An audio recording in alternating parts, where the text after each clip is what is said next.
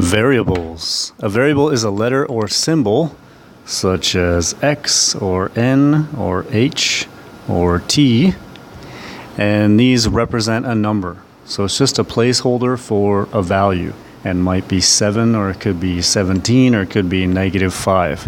Depends on what you're measuring, what the expression is. So an algebraic expression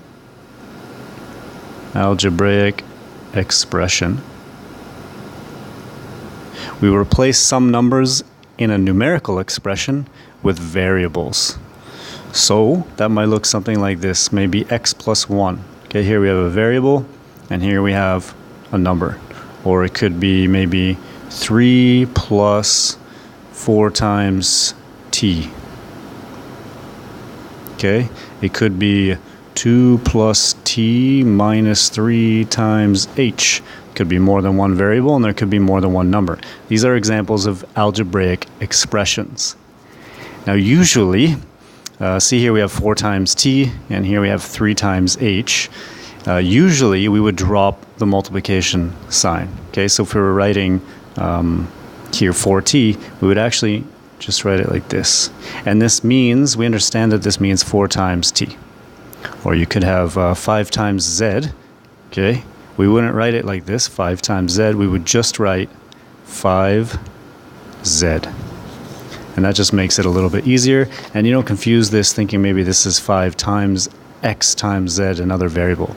All right, so if it's just one number and one variable, we can multiply them both together. You don't have to have the multiplication sign in there. And then when we replace these variables, as we said, they just hold a value. It's a placeholder for a value. So if, let's look at an example. Let's say we have 3n. Okay, so we drop the multiply sign here because we don't need it, because it's just a number times a variable. And let's say n equals 7. Okay, so that means this equation, or this expression, will now be 3 times 7. Right? And so what we usually do is put the variable in brackets, or put the number in brackets that represents the variable. Okay, and so here this means 3 times 7. Even though we don't have the x here, we don't have the multiplication sign, we have the brackets, which means 3 times 7. So we could work this out, and 3 times 7 equals 21. Okay, we could have maybe let's say 4n minus 2. Okay, use n again. And in this case, let's say n is equal to 3. Okay, so we're going to replace this n here with 3. So we'll write 4 and then bracket 3. Okay, this 3 is for the n, and then minus 2. So we can work this out. 4 times 3 is 12, and 12 minus 2 is 10. So 4n minus 2 equals 10 when n equals 3.